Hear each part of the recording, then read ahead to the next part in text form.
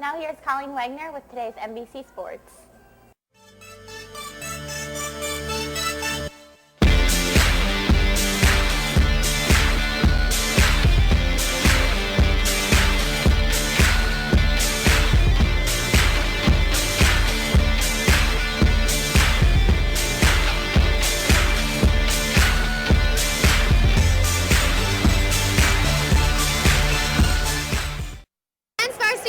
Team in third place in the extremely challenging DNC. Devin Davis is here reporting on the Comets' progress midway through the season. Mason Comets boys varsity basketball team has started off the season with a 5-1 record in the GMC and an 8-2 overall record. The Comets are third in the conference, falling short to only Middletown and Princeton, who both have undefeated seasons.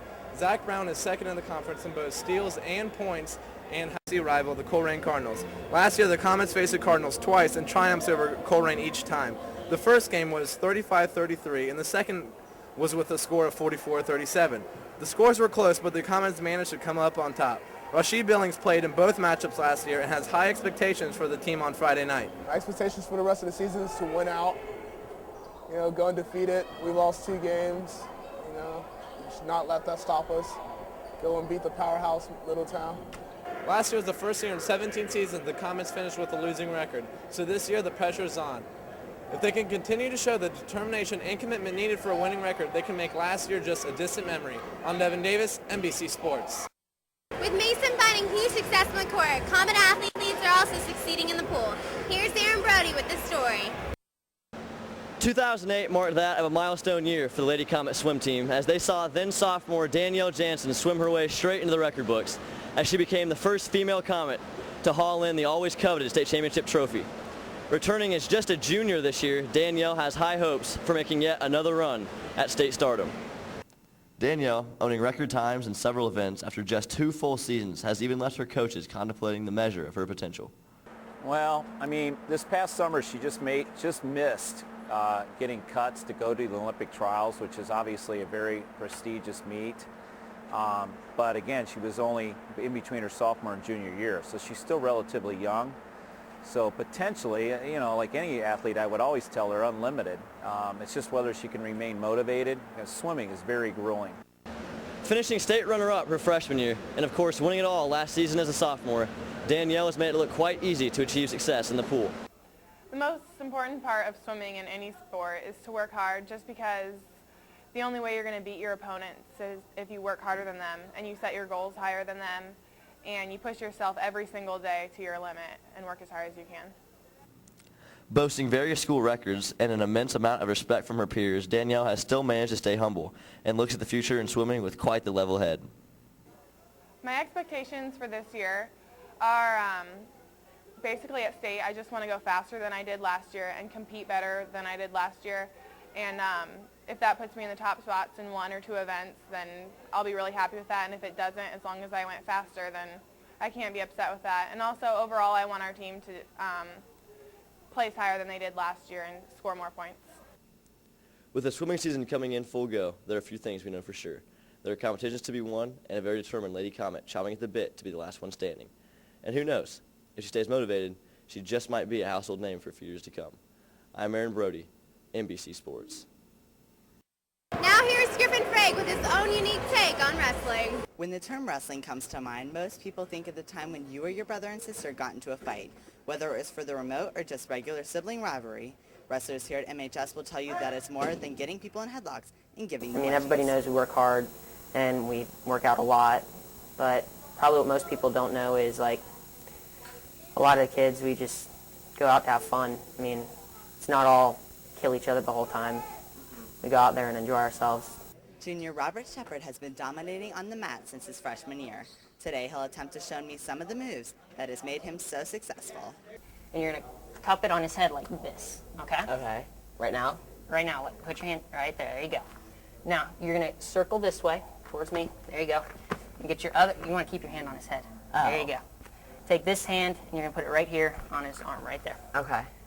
Now, when you snap, you're going to snap his head down, and you're trying to get this hand under it to cup his chin. Okay? So like that? Sort of. You're going to take this hand inside to right here. Oh. Okay? Okay. So pull his head down and get your hand. Like that? Yeah, like that. Now just get your hand on his chin, right there. Now, you're going to cover him by putting your chest right here on that B from decal, right there. You're going to step back with your left leg. Step to the side, right there. You pull your other leg back, and as you pull your other leg back, you're going to pull him down. By his head? By his head. Is it going to hurt? Him, not you. Oh, well, that's fine. Yeah, all right, so go ahead, step your other leg back. Good, right there.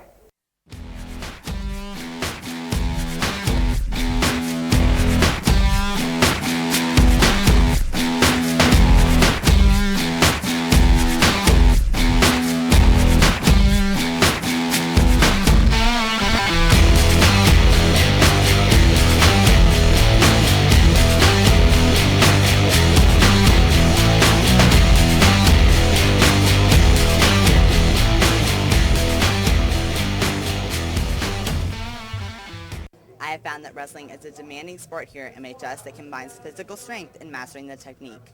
As the team continues to add trophies here, I certainly do know one person that won't be helping them on their quest. I'm Griffin Frank, NBC Sports. With the main focus during the winter season on men and women's basketball, many sports at Mason are overlooked. Here's Sarah Locke with a story on the girls' gymnastics team. For being one of the most physically and mentally challenging sports, gymnastics is hardly recognized to its full potential here at MHS. In 2007, the girls were on top of their game by winning the city championships. Unfortunately, they were brought down last year by numerous injuries. However, with the addition of a few new talented participants, this upcoming year, the girls are determined to make a comeback. In order to accomplish this, it's going to take extremely hard conditioning, preparation, and repetition, which is needed for any gymnast to succeed. I know it sounds crazy, but a lot of the stuff we do is you have to train for your entire life to be able to do something like this. No one could just walk into the gym and learn how to do gymnastics in one day. There's a lot of fear involved in being a gymnast. Just imagine, I don't know, getting up on a 4-inch wide piece of wood that's 4 feet up in the air and trying to do backflips or jumps or anything on that. I mean, that's just incredibly scary, and you got to deal with it every day, and you have to deal with the pressure of your teammates and your coaches, and everyone is counting on you, and they're all supporting you, and so you don't want to let anyone down, and so there's a lot of fear there. Whether it be the athletes themselves or the dedicated coaches, they both seem to be out to achieve the same goals. And mental fear nor pain is stopping these determined girls this year. I'm Sarah Locke, NBC Sports. Here's Anthony Pallone with NBC Sports Top 5.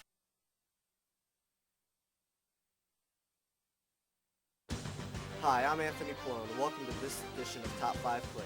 Number 5. Number 5 comes from Mason at Winton Woods, where Austin Bruni drives the lane and gets the roll. Number 4. Number 4 comes from Lakota West at Mason, where Sarah Hunter steals the ball and makes the layup. Number 3. Number 3 comes from Mason at Oak Hills, where Mason inbounds the ball, Suffin over to Brown, Brown over to Rasheed Billings, and gets the foul. Number 2.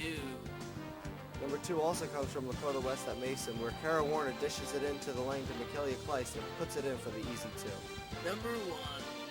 Number 1 comes from Mason at Winton Woods, where Zach Brown is fouled in triple overtime for a 3-point play. Makes the first, ties it for 2, and gets the third one in overtime. Mason wins 69-68. I'm Anthony Pallone, NBC Sports.